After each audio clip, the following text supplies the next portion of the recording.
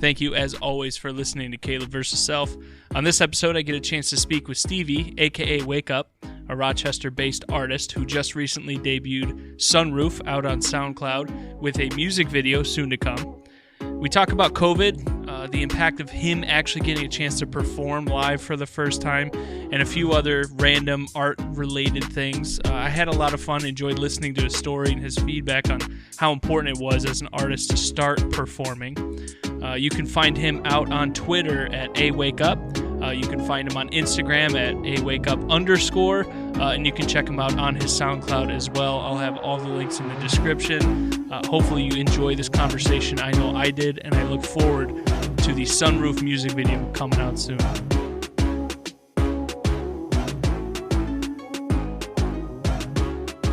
So I got Stevie with me. Thanks for hopping on. We just talked a little bit in the beginning, but let's dive right into this identity crisis, right? Because it's a wake up or wake up. God it's damn Stevie. We're diving straight right into it because specifically you were like, man, it's difficult to get a name down. And listen, trying to name this podcast from the get-go, it's hard as hell. So where are you at and what are you doing with it? So I started off with the ugly name Toby Zolo because it has something to do with like my original last name.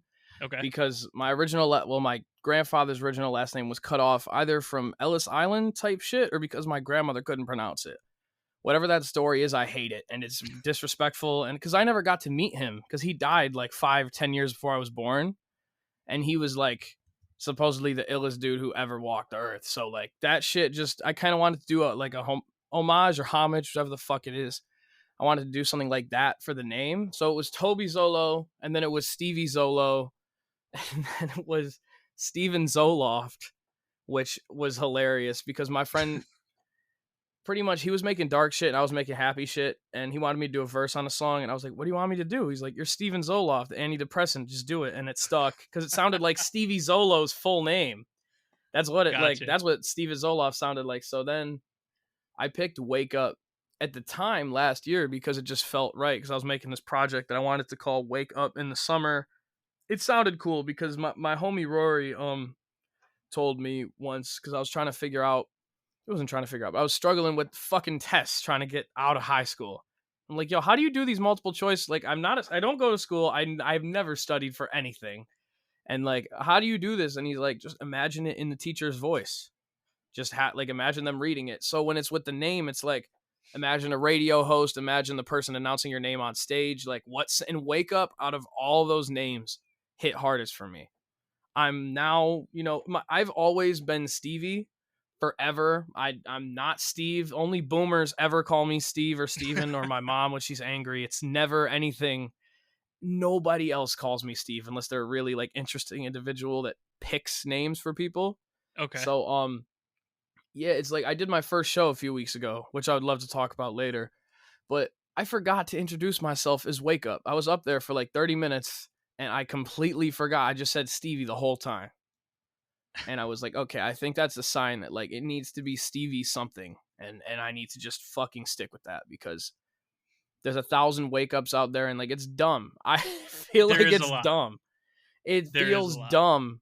Which is hilarious that I'm saying this on a podcast about my own artist name. And like, I'm sticking with it until I figure it out. Cause what one of my best friends told me is like, yo, you can change your name as much as you need right now. Like you're not at the time, this was, a while ago. He's like, you're not people don't care. You're not big enough right now to the point where people care. And even big artists and big entertainers change their names during their career. Like you're not taking anything away from anybody. Like, you're not losing anything.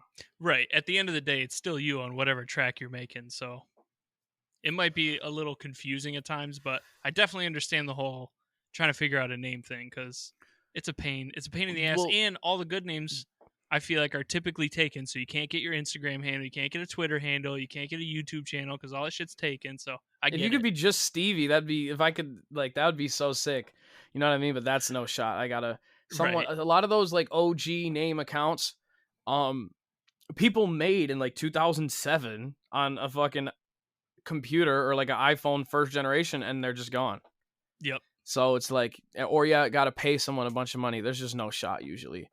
Yeah. But I was going to say something about another thing about the name It completely left my head, so forget about that. That's all right. It'll come back up. But this summer, you have been dropping a lot of stuff, single after single after single, a music video. You have another music video, I think, right, for Sunroof coming out pretty Yes, soon, sir. hopefully. September for sure.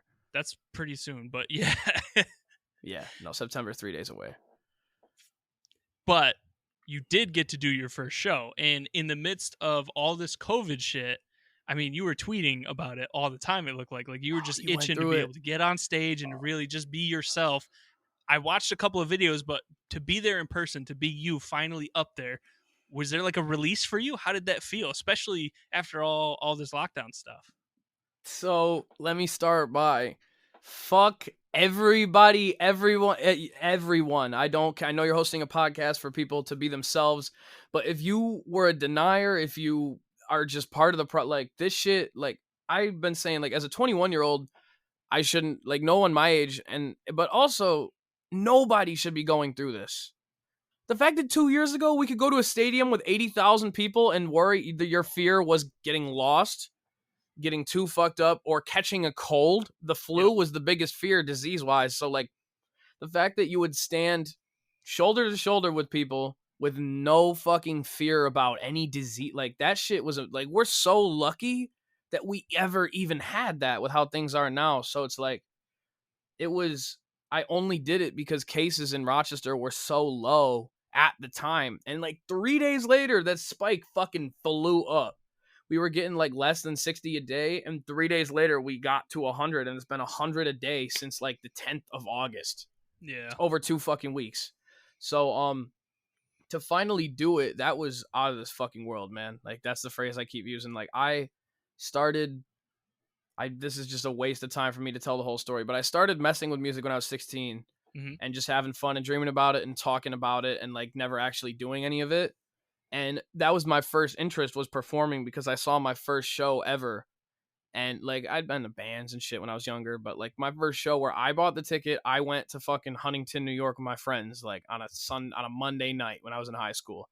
And fucking it was the Flatbush Zombies, if you know who they are. And fucking that shit, they're like a pretty like conscious rap group with like not just conspiracy shit, but like questioning everything type shit while not being too corny and like conscious, if that makes sense. It's a perfect balance. And it's like really hard and aggressive, but also like gorgeous at the same time. And that was just out of this fucking world. Like, I saw that and I was like, that's it. Like, those dudes were up there being the most unadulterated versions of themselves for an hour. And it made me, just me, one person out of the probably 2,000 that were there, it made me feel that good. Like, and that doesn't even, and then you think about how that felt for them. Right. And then they're getting paid. Right. That's fucking crazy. I do that shit for free forever. Like, I obviously want to get paid, but it feels so, it was such an idea. And that just led to me, just before I was even writing my own songs, just like practicing other people's shit live, just holding the fucking microphone or whatever as a microphone, flying around my house when no one was home, just being crazy. And like, that definitely is big, like very mosh heavy at that show, at any of their shows. And then just going to more shows, and then like seeing Travis Scott for the first time and like doing that whole, I've seen him 4 times, and I went to like Astro World twice and shit, and just having everybody, a lot of artists say the same thing about mosh pits and shit, but like having everybody just let go for a second. Like, you're weird if you're at one of those shows, you're the weirdo if you're standing still. Right. So like, whereas if you go to an underground show that like the crowd isn't lit, like you got 2 people who are way too fucked up in the front banging their heads off beat, and then you got a bunch of people just standing awkwardly, right, like beside each other in separate like sections of the floor. So that was definitely like seeing those shows and being a part of it, where like everyone is just losing their fucking mind and just having the time of their lives, and there's no judgment or anything. And then it's plus the music, like there's so much to it. So that was what made me want to do it. And then I practiced and practiced and practiced and practiced. And on about 4 Sundays ago, I saw my buddy was at a party the night before, and he has like a big beautiful barn, this crazy barn house. It's fucking gorgeous. And I hit him up. I was like, yo, like, let me pull up. I'd love to come party. That looked fucking crazy. It was like 4 kids at once jumped through a table, Buffalo Bills style. I was like, oh shit. Like, Shout out Bills I haven't, Mafia. dude, I haven't partied in so fucking, like, I've gone to bars and shit, but I haven't partied in so long. And like, cases were low just 3 weeks ago. So, Right. because we're all vaccinated and shit, but I still don't want to lock down for another 14 days. I still don't want to hurt anybody, obviously. So, I said that I was like, that looks crazy. Let me pull up. And he's like, yo, I'm having a party. This is Sunday night. He's like, yo, I'm having a party Tuesday. Come perform. And that was at like 8 p.m. Sunday night. So I was like, okay, I am like the biggest scatterbrain ever. Like, I do way too many things at once. I can't balance it. And it's like how I like to live. I'm starting to write out schedule and shit and make it better for me. But that's me. So sometimes when chaotic shit pops up, that's like my specialty. Like, okay, like I need to get this many people together this fast. Like, I need to have all this shit ready. So what I did was I called one of my old like producer homies, and I was like, yo, my old engineer too, same guy. And I was like, yo, are you willing to DJ for me in 2 nights? I was like, I can either set up all the tracks on my computer and do it alone, or do you want to DJ for me? He's like, I think the second answer is the right one. All fucking monotone and shit. And called him, took care of that. And I called Sound Source, if you know who they are. They're our local, like Yep. our local sound shop, as opposed to like, you know, the big ones. Yep. They're the shit there. Sound Source is the best fucking store ever. The people are so good, and their prices for rentals, dude. So I got the 2 big speakers, the 15-inch sub, and I already had I have my own live mic, and we ran 2 computers. Mine was for the auto tune, and his was for the songs, and like I set all that shit up, and we did the sound check the day, actually like 6 hours before, and I went on at 12:30 in Bloomfield. It was in fucking Bloomfield, so That's only like 8 of my friends. That's like middle of nowhere for Rochester. Yes, so only like 8 of my friends went. 2 of them being one my DJ, 3 of them being like 1 my girlfriend, 2 my DJ, and then 3 my homie who did 3 of his own songs. So it was like only 5 people that weren't really involved in the show were there. So that from our friends, because I told him not to invite anybody because I did not know what we were getting into. Right. So the whole pre-show panic. It was my first show ever, whatever, and like I get there and I tell my buddy in the back, I'm like, yo, the second I step out of this fucking car, I said a lot of fucks in this. I was like, the second I step out of this fucking car, you're giving me a shot of fucking tequila, please, God. And I did it, and I took that, and the second I had to introduce my girl to everybody. These are like some of my oldest, closest friends that she'd never met. So that was already one thing. I'm getting ready. I have everything's plugged in except our computers. And I get out of the car, and one of the first things I hear is this girl go, who I've never seen in my life, who was clearly drunk. She's like, "Oh my God, is that him?" And my boy who was the host of the party was like, "Yeah." She's like, "Don't let him go inside yet. I want to be inside when we cheer." And I was like, "What the fuck is happening, dude? This is weird." It was sick, but weird. So we go inside, we plug in, he plays some DJ shit, blah, blah, blah. It's my turn. I have because my biggest thing about live shows is like, I need to have my effects. If I'm a full blast auto-tune artist most of the time, I'm not performing without it. That's That's like a guitarist without a fucking amp.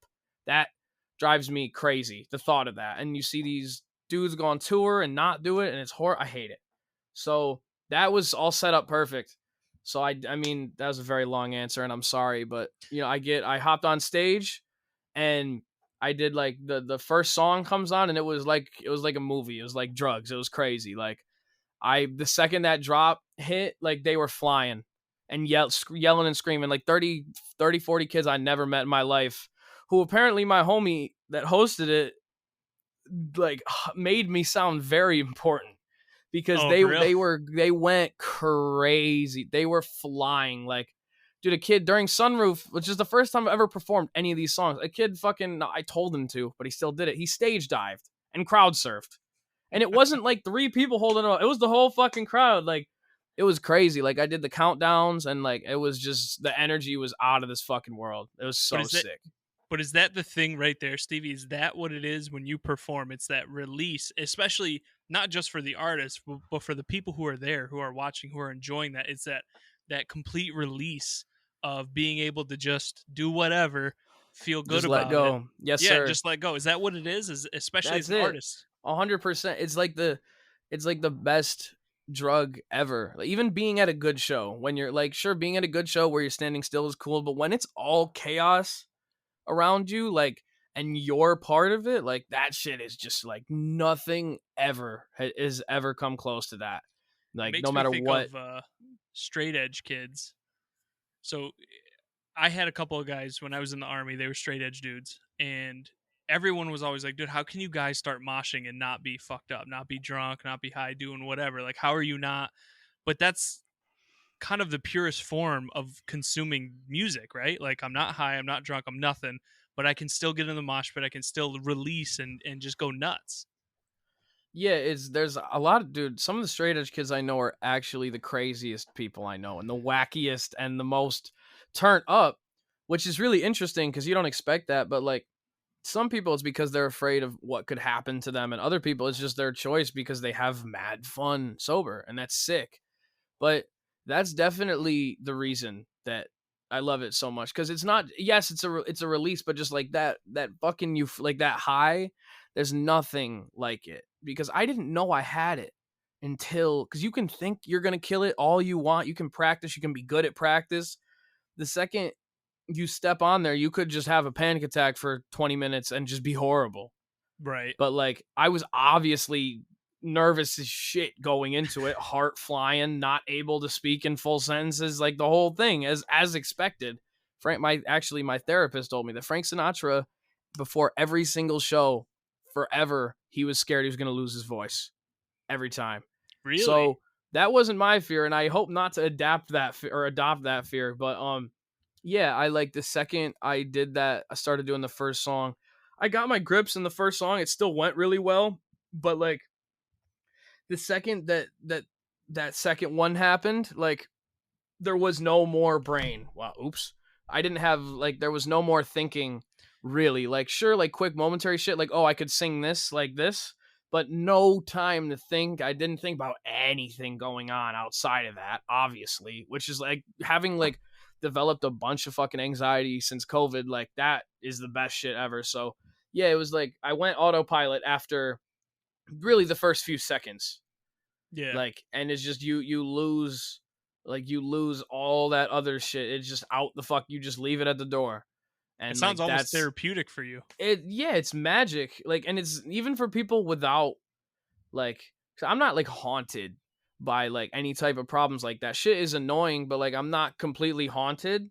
So even for people without anything going on in their head like that, which is rare these days, but especially after this past year, almost 2 fucking years.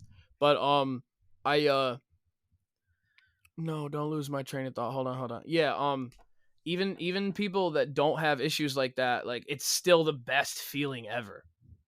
So like yes, it's therapeutic as shit, but it's also just to me like the point of living. Yeah. Before any issues clouded my head when I was younger, like that's all I wanted to do was that. For that reason, because I was like, I think this will feel like this, and it did. And like I said, you don't know you got it until you do it, and I proved to myself that like that's me. Because Right. you practice how you're gonna move on stage before, and for me, like maybe I would have remembered it, but it was all natural. And also having a mic with a fucking cord sucks. It sucks because I've always practiced. I practice with the cord, but mostly I'm not plugged in. I'm just holding my mic, not plugged in. And the movement without the cord, call me a fucking pansy for this, but it's so much better. So I can't wait till I get to perform on like a.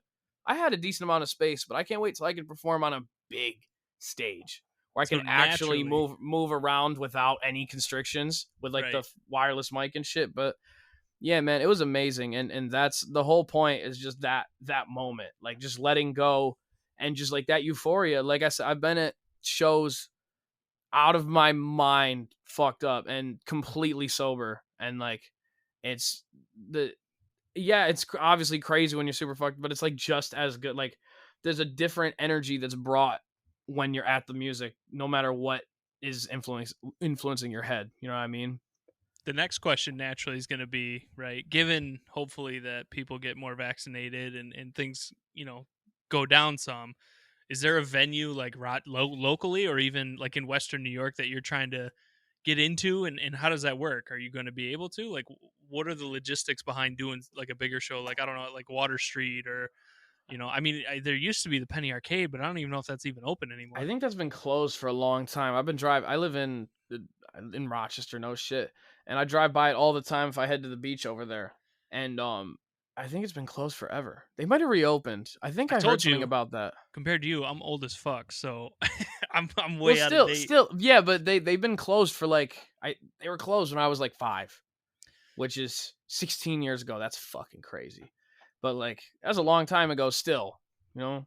That's true. So But anyway, is there a venue that you're looking to get into at some point? so right now the only place I would think about playing a show at is the Bug Jar because they're requiring vaccination proof of vaccination when you get there. And they're sick there. I don't know if I assume you've been there. Yep. Their Yeah. bartenders, the bouncers are sick. The dude that checks the vaccine card, like everybody there is awesome. And the crowd there, like even though I'm 21, there's a lot of like people that are in their like, mid 20s, like later 30s. That's kind of like that. I feel like that's the generation that gets like in there more often. Sure. But especially with the type of bands that they have playing. I But mean, MC Lars is coming in October. I heard about that. I don't know who that is. But what is that, hip hop? I would He's hope like I think he would be with considered the name like MC. nerdcore hip hop type That's why I love this type fucking shit. city, man, because shit like that happens, and it's like that is the opposite of my scene musically. Sure. But the people is like it literally is all about the people when it comes to that shit. Like I remember lockdown all 2020 and a lot of 2021, like, yo, how do you, unless you're posting like crazy good content, like how do you gain followers? And then I went to one show a week ago from today, and like I followed like 10 people, and like 10, like it's like, oh yeah, I forgot we can interact in person, and that's the best way to make friends and Right. fans and like connect with people. But so they're the only venue that I know of around here that's requiring vaccinations, and that's the only place I'd want to do it. But that vaccine proof thing is also just a shield for our mental, because we know that this new shit is spreading regardless. Right. So is it just like, I think that might just be my ego requiring that of me, because I want to play so bad that I'd be way more willing to take the risk at a place like that versus a place like anywhere else. Because I just got in, man. There's this big show happening September 2nd at the California Brew House. Dude's name is Bill Saber. I don't know if you heard of him. He's sick. He's like a pretty popping in the underground. He's from Buffalo, Bill Saber. And I know the promoter for the show, and my like my unofficial like stage manager sent me the flyer, and he's like, this is what you want to be playing at. Naturally, I texted this is like 4 or 5 days ago. I texted the promoter, sent him a video of the show. I was like, yo, I'd love to open. Like, that would be sick. I know you probably got a lot going on, but, and he was like, yo, slots are closed, but yes, you got it. You don't even have a limit on tickets. So this is getting exciting right now. I'm about to shit all over it because I had to talk to my girl because she works full time and she has to, and I work a lot and I have to. And she's like, more because I'm not a doctor. I do not really know what I'm talking about. But based on what I've seen on the internet, in Monroe County, we've only had 9 deaths since it was June or July. 9 COVID deaths. That's still 9 people who lost their lives. I'm not at all denying that. But the chances of people getting hurt now from back in January seem a lot lower. So if it wasn't for the slight risk, and also like people can't afford right now, especially right now, to take 2 weeks off of anything, even socializing. Like we need that shit. Like and work especially. Like I can't be and I also just right now, even though so few people have died, like I can't be responsible for on that big scale, on that huge scale. If I have 5 of my friends over, I'm not gonna not do that right now. And like if something happens, then that sucks. But like it's different. Whereas if there's a show with 200 people and I sell 30 tickets and COVID gets spread to 100 people there, like it's your I feel like it's your problem if you didn't get vaccinated, but it's still the reason that you got sick and missed those 2 weeks of work, or maybe got your brother with asthma really sick is because you came to my show because I told you to. I totally get that, Stevie, right? And I'm also not trying to diminish anything, but at the end of the day, like, how long have we had vaccines available at this point? You know, at what point do we, people who have been vaccinated, say, hey, you know what? This is, if you didn't do it, you didn't do it. You If know? I'm at this point next year, I'm done completely. I said this to my girl. I said it to my parents. Said it to my friends. I'm like, yo, it's over. I'm done. I have fucking not ruined, but I have my fucking mental health fucking took the biggest downturn ever because I'm like natural born extrovert and being locked in like that. Fucking, that is still me when I go out and shit. But like the little like kinks of anxiety that I get now, like is all from just being fucking stuck. So like if I'm at a point where I can't do the thing that I feel like is most valuable to my career right now, other than putting out music and videos, if we're here next year because these other fucks don't care, then I'm done too. And if I gotta miss 2 weeks of work and I'm 22 years old and I haven't been able to do anything since I was fucking 19, then you know, whatever.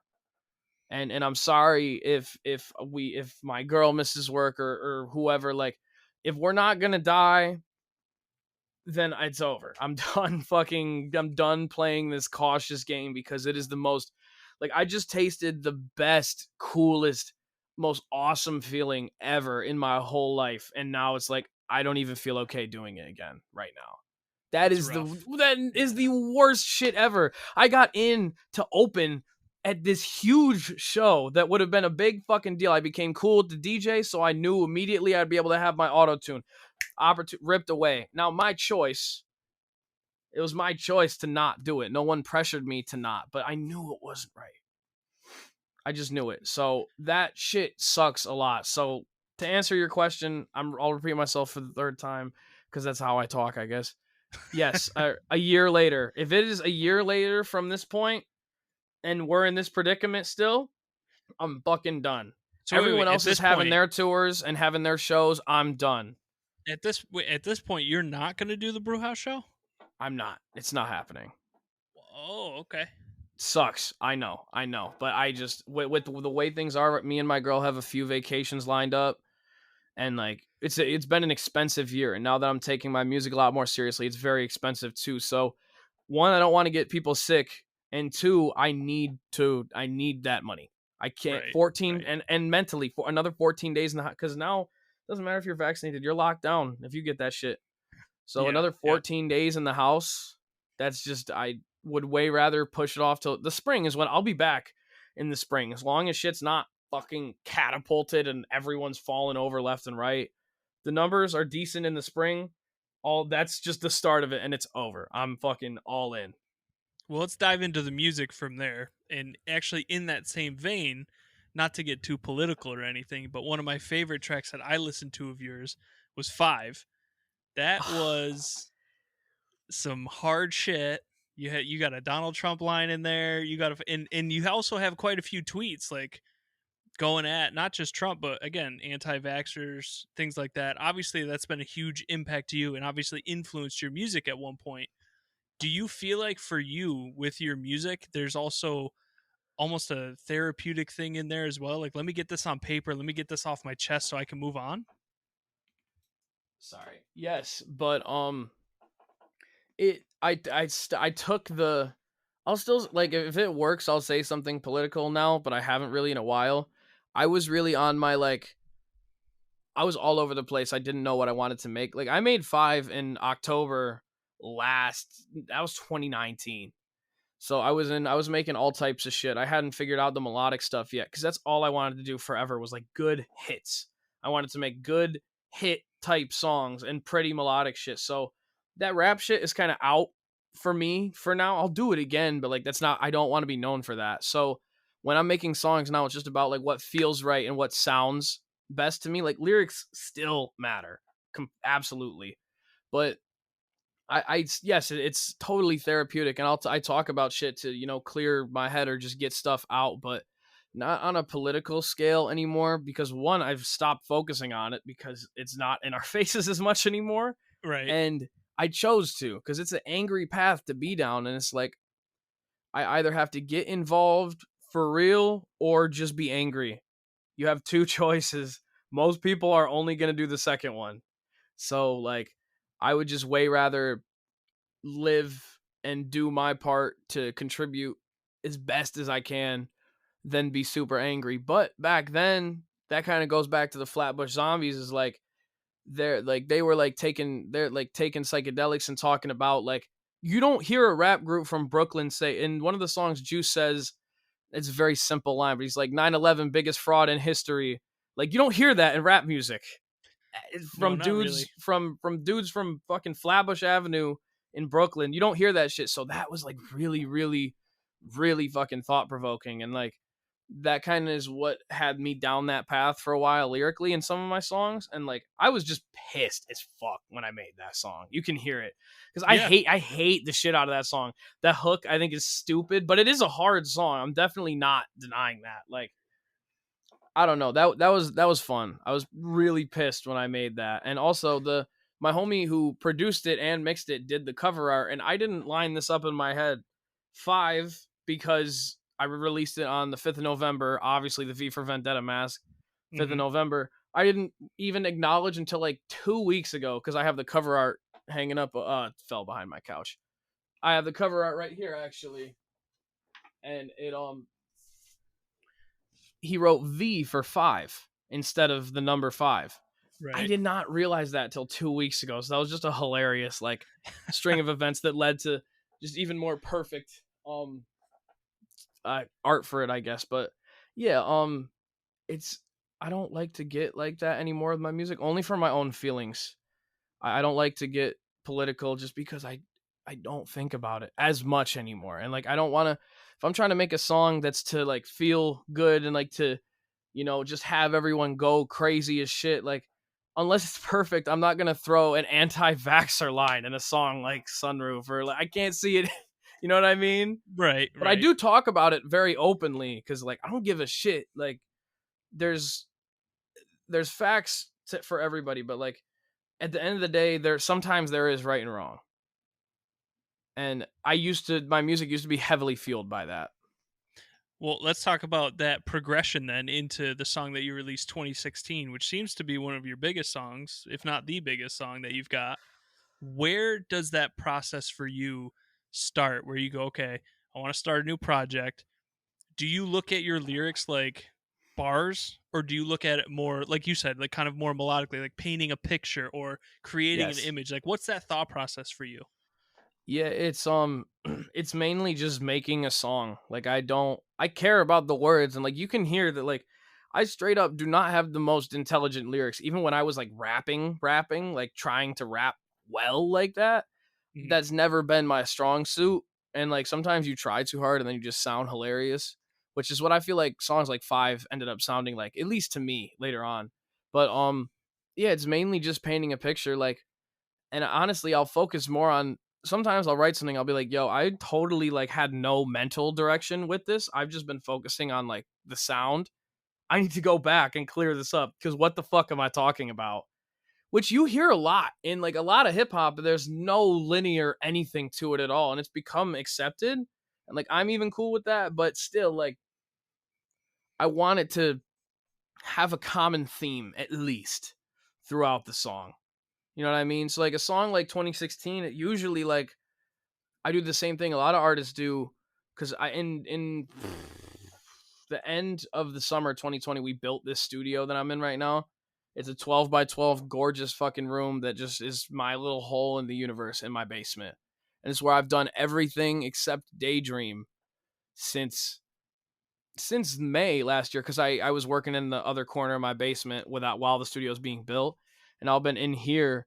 And like I literally turned I started recording myself back then, so I turn my mic on, I find the key of the song, like I put autotune on, whatever, and I just mumble or say whatever comes to my mind. And like 2016 was um before I had any of my own setup, and I was still recording at someone's house, which is the most like, unless you don't want to record by yourself, that shit is like a trapped feeling when you have to go somewhere to do your art. That shit sucks. Like it's fun, but it also sucks, especially with like someone else pressing the buttons for me. Like It needs to be a super specific scenario for me to love that. And I learned that once I started doing it alone. But 2016, quick shout out to one of my best friends in the whole fucking world, Austin. I recorded that at his house with some way nicer gear, and he just knows that sound so well. So, and he did the original mix of that, which isn't out anymore. But that shit, when I made that song, it took like an hour, and it was so much fucking fun. That was like one of the. It was 19, and then 2016 was like and higher than last week. That was like a 3-song run of like you can kind of hear like, okay, this is what he's been trying to be, and then if you follow in through like Wake Up, you learn like, okay, like I could have seen this coming. Right. Well, that brings us into this summer, the last like 3-4 months where you've just been drop after drop after drop after drop. What is it? Is it, I mean, I hope it's not completely COVID, but is there something else driving you to try to make that much or put out that much? Or is there like a specific plan that you have that you're working towards?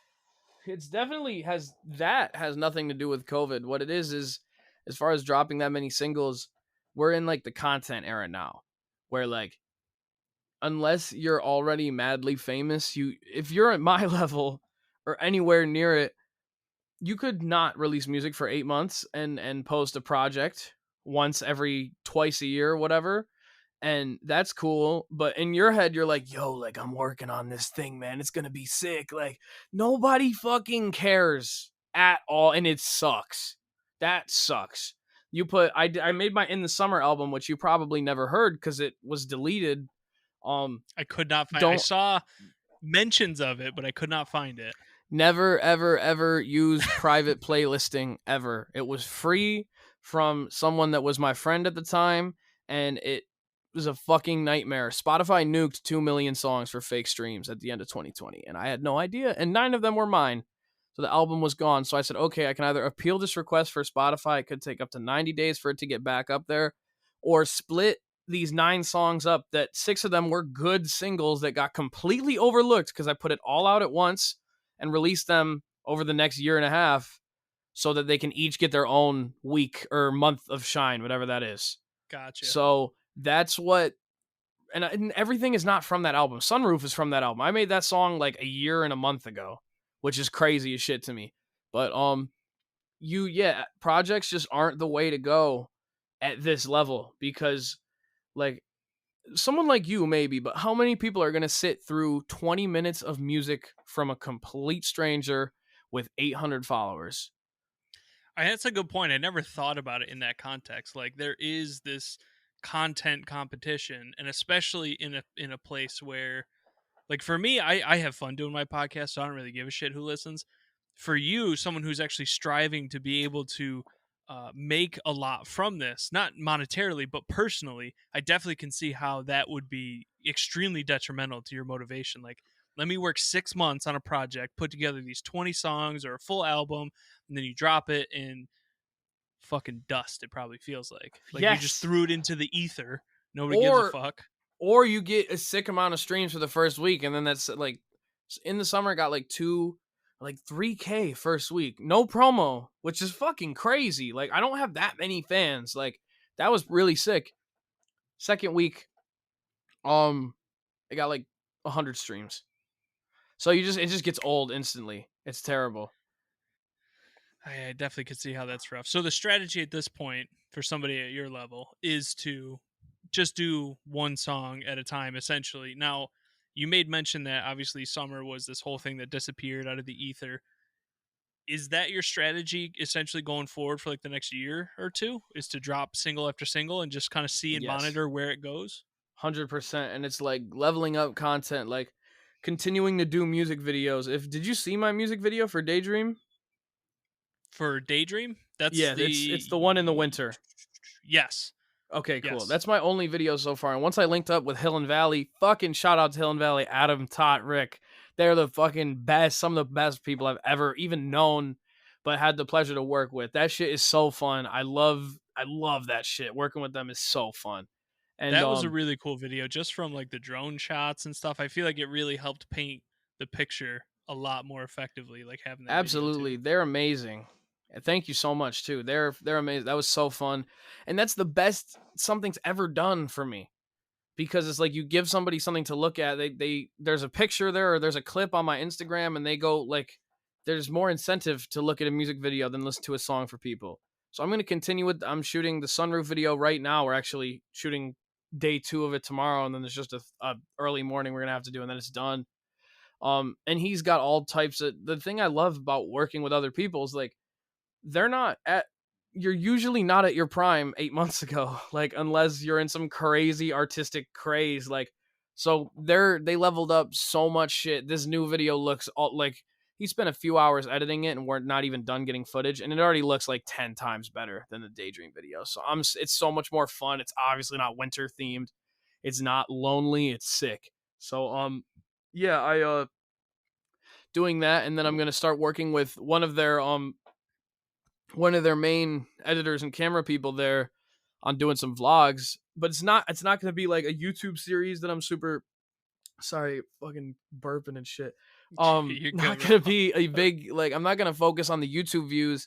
I'm just going to I'm working on having someone around a few days a week with a camera for like a long period, like hours, and just doing fun shit, working on music, doing some stuff with my friends, and just making like a 30-minute reel of the most interesting stuff, and then clipping that into like 1 minute, 2 minute videos for like all my Insta posts, putting it on TikTok, Twitter, my Snapchat, so that you have like this piece of like, here's this person's life, because that's what people, and then you caption it, which is, I hear people in big like content like masters, like, putting the on-screen text right now is everything. I don't know why, but if you just look at TikTok or any Instagram reel, you realize like, yo, these videos with the on-screen text are so much better for some reason, because it's like you get trapped in it low key.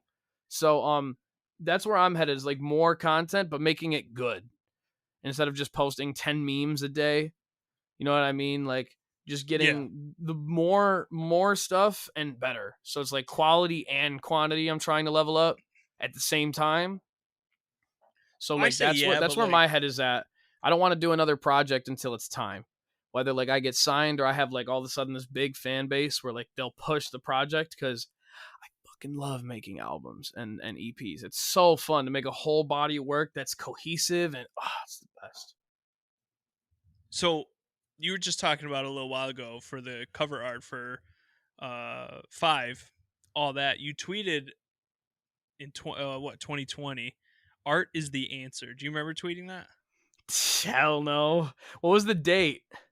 If you don't have 5th. It, it's fine. November 5th.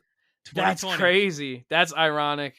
I think I was just talking about, I was probably in a weird place because I was fucking losing my mind all 2020. And I probably was not in a good mood, and then I did something or listened to something or watched something, and I felt way better, and that's probably why I tweeted that. I mean, there's a lot of truth in that, though. Yeah, I just don't see any other point. For a lot of people, not everybody, but for a lot of people, like, I was thinking, every time I think about that show and, like, what it feels like, even though I didn't do that show, like, I remember that feeling I got when I booked this next show that I backed out of, like, for me, there's no other way. Like, sure, I could make money other ways and that's fine, but like the main reason to like live and like thrive and just like what to strive for is that.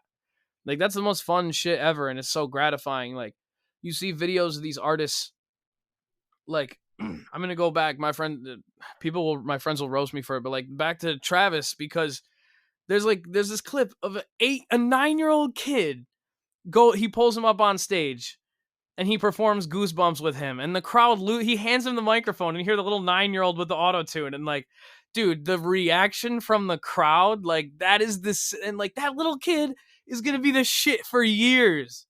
Like, that dude up there on stage took a minute of his time. It was nothing to him to do that, and just made that little kid's life. And it's the same thing. Like, you could be in the worst place, and if some shit like that happens to you, like, you're not gonna look back at that and not smile. So like, that's like, art is the answer. What about visuals? It's art. Visuals are so, you can, dude, I've seen so many good songs or albums with terrible cover art, and like, that's a huge conversation going on right now on Twitter, and like, I guess it's been ongoing forever, but like, your art needs to be good. people don't care. Like, if your art is stupid and your song is sick, it's gonna make your song sound more stupid than it might be. Like, That's isn't crazy. So isn't one of your favorite songs probably also have one of your favorite project covers, album covers? At one of them. I mean, I think of stuff like System of a Down, Toxicity. That's kind of a, I mean, whatever. All the I but guess I never thought about album art or cover art in that manner. it changes how you feel about the music. Do you feel like Imagine that's if no? Go ahead. Go ahead. imagine if that album cover was a scribbling of a high school.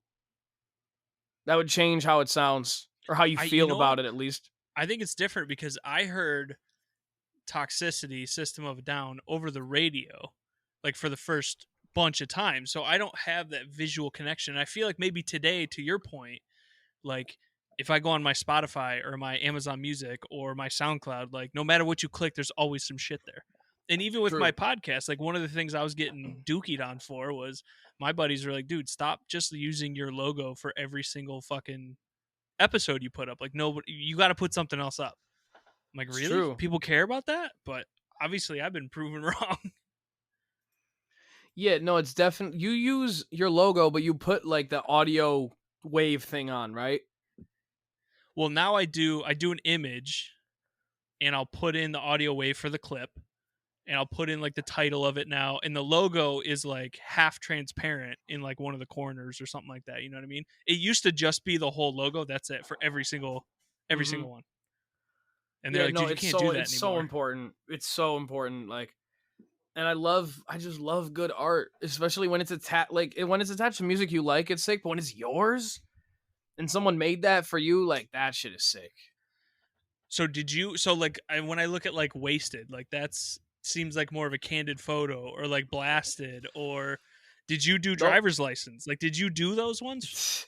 My friend Austin did the driver's license cover. That shit is hilarious, and it was intentionally. I took a silly selfie in this fucking room, like, and it was just funny. Like, I felt silly releasing a driver's license remix, so I wasn't gonna take it too seriously. So he literally took that and put "Wake Up" on it, and shitty as he probably drew it with his mouse, and it's hysterical. Like, that's not some shit that I took super seriously, and I feel like it would have been wrong for me to. So like that's different. But like Wasted was from a project I had under the Steven Zoloff name, where all that music is gone, where I don't know why, but I wanted to be in the hot tub looking ridiculous. And that's like I still valued art back then, but I wasn't as conscious and like aware of what I liked and what I was trying to do. Like I was really that was when I find the next name, that's 2 artist names ago. So like Right. I was really just on my what the fuck am I doing wave. Like I wanted to make this melodic shit and I didn't have the means or the right people around to like get exactly what I needed. And like once I became self-sufficient as far as how I can make my music in 2020, that's when everything kind of started shifting. It's like, okay, this is who I am and this is who I've wanted to be, and I'm like becoming that. That process started in 2020, but this past few months really has been like, okay, I'm becoming that now. Like that is finally where I am. By the way, I got like until 10 o'clock, so I'm in no rush. Just You're letting you good. know. You're good. You're talking about getting the right people around you. Obviously, that's important for everybody. For you, you've worked with a couple of producers. Sony Soprano, obviously being one of the ones you did the most, but you've got like Phantom, J-Pass, right? Bloom, Neri, Mm-hmm. So And JPAS Moody. is my engineer, who's once I started working with him, it just fucking he's a fucking genius. Between working like through different producers every once in a while, does that impact your music? Like, do you get different feedback from each person as far as producing? Yeah, absolutely. When I like when it's someone that I don't know that well, and then I go and make like a cool, like a good ass song on their beat, and they're actually stoked. Because when you're selling beats to people that suck too. Like people are making garbage over your art. Like I don't even want to know how that feels. So Right, right. when you, I mean, imagine if you made a beat and you'd send it to someone who you had no idea about, and they hit you up and with something that's like actually sick and like you think could be on the radio or something, like that's got to be a crazy feeling. So working with more producers personally is like the best thing ever. So like back in 2018 to 2020, Sony Soprano did all my shit, and he's fucking sick. Like, he's one of the best musicians I ever met. But for me and my style and just everything I want, like, working with one person is the dumbest thing I could ever do. And I think that's what I had to do back then, because I had to figure out what flow was better for me. But like, working with one producer, like, you really, really need to be like a fucking superhero to get out all of somebody else's ideas with all your own shit. Right. That's too much. It's literally too much responsibility. That's my opinion on that. Like, having all types of different people around is the best, because it's just, I can get all the different flavors from everybody. And then So I can other put than a producer, Neri and Sony and J-Pass in one room, and fucking then they do, you know what I mean? so for that, like, for producer perspective, what other people do you have around you? Like, are there sound engineers? Is there, like, what else do you have? Because when I think of today's music, and I think of the, and don't shit on me too much for this, the stereotypical SoundCloud rapper, right? No, you're cool. Trust me.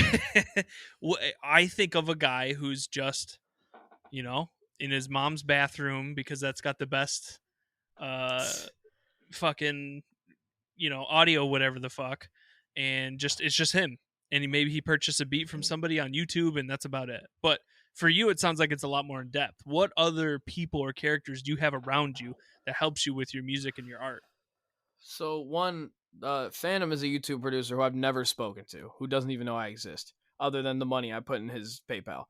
But I YouTube beats are sick. I have nothing against them. I use them all the time. It's just hard sometimes. But also, you'll find people that are accessible, that are sick, and you can just buy the rights, like lease of their beat.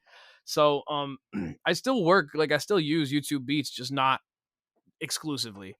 That was actually part of me getting better, was realizing I could do that and getting out of my ego. Like, I can't do that because that's YouTube lame. Like, that's dumb. Like I just said, But the stereotypical. yeah, exactly what I was. Yes, exactly. It's similar to my thought process, not exactly the same. But no, mainly, like, I have friends. Most of my friends that are around are. I mean, everyone likes music, but like on the same thing. Like, one of my best friends, who I'm just about to go chill with, Rory, he was actually him, and then my buddy Brett. Those are like the two, like, some of my oldest best friends. Like, I started rapping for fun when I was 15, and those are the two people I was around the most. So like, although Rory is like, yeah, he can play guitar and like do whatever and write, he doesn't. But like, my friends are very supportive, and like, they want to talk about it. Like, he wants to be at my shows, he wants to help. And like, my girl is an artist, and she's just starting to work on her own music, like on the computer under an artist name, like getting ready to finish and drop stuff. Like, and I'm with her all the time. So like, these days, half the time when I'm recording, she's here, and like, she's trained professionally in music. I'm not. I don't know anything about music theory or anything. She could play so many instruments. Like, she's amazing. So there's songs that I've done where she's like, you should say this instead, or like, stack it like this. So that's like, she's a huge, like, the biggest person as far as who I'm around that like has an influence on me. But mostly it's just like, my social life has been a little different lately, because like, there's some of my best friends I don't see so much anymore because of COVID, which really, because I have one friend who just can't get sick, and because I'm out doing some other shit, and like, I'm very busy, like, I don't get to see him as much, and that's kind of like a big group of friends that, like, hang out over there, and like, they're on their more cautious shit, and like, I'm trying to, but like, new girlfriend and shit, like, I had to, didn't have to, but I chose to go out and do these dates and shit, other than like go over there for a bit, you know what I mean? But Right. so losing touch with them because my schedule's different, and like, COVID, like, mainly schedule related shit, honestly, that sucks. And they were like, I still love all of them, they're still my best friends, but like, that was my main group in 2019, and like,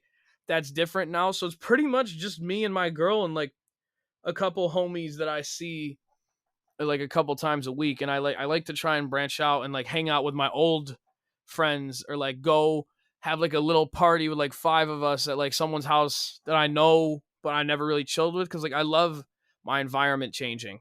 I love that. It makes me more comfortable and less like anxious and shit, like, which is really weird, but that's how I've always been. So like I think I being don't an have extrovert is yeah, a lot to do with that.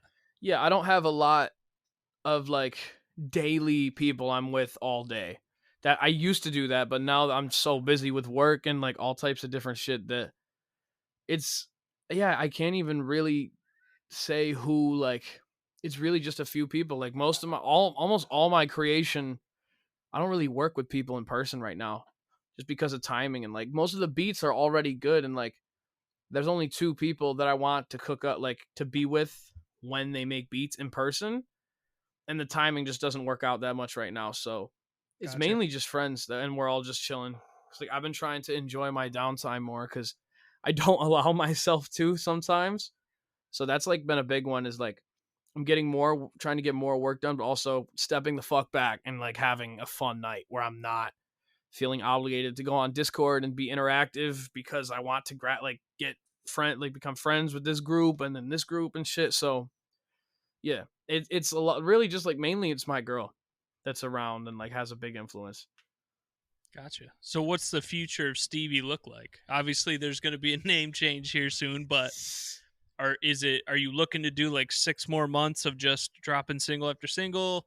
Actually, I think you kind of mentioned it a little bit. You're looking to kind of step back and see for your next project and see if you can kind of create something a little bit bigger, if I'm not mistaken, right? Yeah, so it's singles until it's time for it to not be. Gotcha. Okay. Like just all the way through, like until I like it picks up some type of traction or I get fucking signed or some shit like that somehow. Like it's singles until a project wouldn't be a waste. Whether that's fucking 10 years or 2, like I don't care. I'm just gonna keep doing it.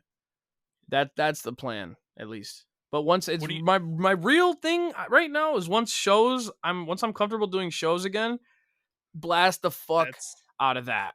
Because that's where you you're didn't see going. all the videos, but that's what it like the crowd was fucking with it.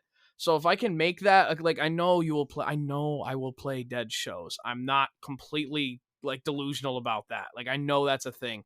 So but making it like a known thing that like the shows that I have are like lit and crazy. Like then there's 30 people at this one, and there's 60, and then all of a sudden there's 400 fucking locals at a show. And my goal is to do that and turn that into some of my like daily or like weekly content that I put on Instagram, TikTok, and Twitter. Cause like people will be way more interested in your music if they see you performing it and it's actually good.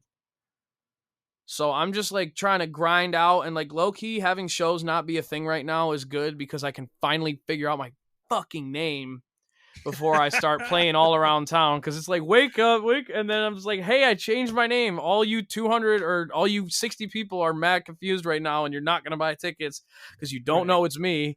Like the timing of that actually is probably for the best. But yeah, just singles. And then once show season comes back, I'll be following the same schedule, videos too, following the same exact thing, just playing as much as I can. And like getting connections for shows where I could maybe like book a fucking college tour. Like that's a thing where like they'll book artists that aren't huge that have an established performance career, if you will. Not career, Yeah. but like establishment, I guess. Yeah. So last question for you here at this point. How's the paddleboard going? Dude, there's gonna be like 6 people that know what you're talking about. It's not that hard, but when you're moving slow, hold on. That's bullshit. That thing's hard as hell, dude. No, okay, and maybe it depends on the day and like the waves and shit. But when it's calm out, it's not that hard to stand on. But I can't believe you saw that. That's hilarious. Well, you see fucking everything, so I guess that makes sense. But there's yeah, things I haven't seen. I tried to dig, but but the paddleboard, it's and it I sticks haven't out done to it. me. It sticks out to me because I just tried to do it the other weekend, and fuck that. It's That's not. hard as hell. It's just like riding a bike for the first time. You have to be moving. You can't not move. Because your balance it's harder to balance when you're completely still on it. It's so fun though. That's true. Laying on it out in the water, like I don't like to go out too far, but like, oh my god, that's the best shit. That's what my Just wife did. She paddled out a little. She was a lot better than I was. She paddled out a little ways, and she's got her, her White Claw or whatever, and her fucking little Yeti can or whatever, and she would just lay down and be just out there for Dude, it's great until she floated back in. It's amazing. It's such a good feeling just to be out on the water like that, because it's just totally freeing. Like, that's the best. Everyone loves the beach, like, unless you're fucking allergic to sand or the sun, but like, No way, or just dude, miserable. I hate sand. Okay, damn, I just called you miserable. I'm sorry. Fuck, well, you like the you're beach not wrong. though? Like, You're not wrong. Fuck off. You know what I mean? You like the idea, at least, being by the water, or nah? I'll tell you what I am. I'm the guy that would rather be up at the boardwalk at a bar, at a tiki bar, hanging out up there. That's close enough. That is close. Like, you're still okay. So you don't hate the beach. You hate the sand. I literally hate sand. It gets everywhere, dude. It's sand gross. sucks. You take 2 showers and you still got it on your fucking armpits. It's horrible. I know. Paddleboard. I was paddleboarding. It's great. I've done it once since I made that stupid fucking TikTok. That was me embracing my goofiness, because I definitely took myself too serious. I still take myself seriously, but I definitely took myself too seriously for way too long. And like, that's a huge thing. Like, just fucking be yourself. I just started like not filtering my like what pictures I should take and all of it. Just do it. Make it look good and do it, and that's it. That's my advice to someone that's new. Like, I still fuck up with that, but like, you just see people taking themselves way too seriously and acting like a celebrity. It's like, yo, like, don't do that. One of my best friends in the world has told me that like 10 times, and I'm just starting to adopt it. Like, it's so important to just be, especially if it's a career where people want to connect with you, like, you have to fucking be yourself. Yeah, but does that require, I mean, maybe it does for you, but like in my space, because I hear that from my buddies from time to time. They're like, dude, you can't just use your Instagram and only put up your stupid fucking clips. Like, you need to do more with it. And I'm like, I don't know about that. It's true. It sucks, but it's true. Make it and it's weird because it's it's a podcast Instagram, but like, make it personal. Like, take photos of yourself or whatever, and then post a photo and be like, did 4 great podcasts this week, blah blah blah, at this bar. Like, that's it. And it doesn't all have to be about that. For some, I don't know if you've noticed this, but pictures of people with their faces do better than anything else ever. Really? Yes. Like, any of my photo, like, if I have especially a professional photo that has me in it, those 100 times better than any album cover, unless that is a photo of me. Anything always does better. If I post like a screenshot of a song as my main Instagram post, it'll get like 70 likes maybe, as opposed to like 100 plus. No shit. I did not realize that. It's weird, but that's how it works. I don't know why. Faces. There's got to be some kind of mental connection. Like, I see the person, therefore I am more in tune with whatever their vibe is or some shit. I don't know what it is. It's dumb is what it is, but I'll go with it if that's what I have to do. Well, I appreciate you making some time for me, Stevie. I look forward to all of your new stuff coming out. I also look forward to the actual video for Sunroof. That sounds like it's gonna, if it's even as good as Daydream, it's gonna be good as fuck. And if you're telling me it's way better than that, then I'm really excited to see that. So much cooler than that. It's just, Daydream was so lonely and fucking like, it was cool. I love that video, but like, there's so much stuff I would obviously do differently, and now like, I'm doing it differently. And it's like, I mean, the 2 songs, they're the bare opposites of each other, so it's gonna be way more fun. I got the Jag for it. I just had to go get new front tires for it today, because it wouldn't fucking pass inspection. This is the type of time I'm on. I gotta shoot the video tomorrow at 5. First I have to get the inspection in the morning. That's first you had to work, I'm sure. Then you had to get on a podcast with me. Then you got to go chill with some guys. Then you got to get up early as hell to get the Jag done, and then you got to finish shooting by probably. Then I'm going to the beach with my girl, and then I'm going to shoot the video after that. All right, gotcha. I thought it was early in the morning you were doing the shoot. No. Thank you so much, man. It was so much fun. You killed it as an interview, as a podcaster, interviewer, whatever. That was great. Thank you so much. I appreciate the time, bro. Thank you, man.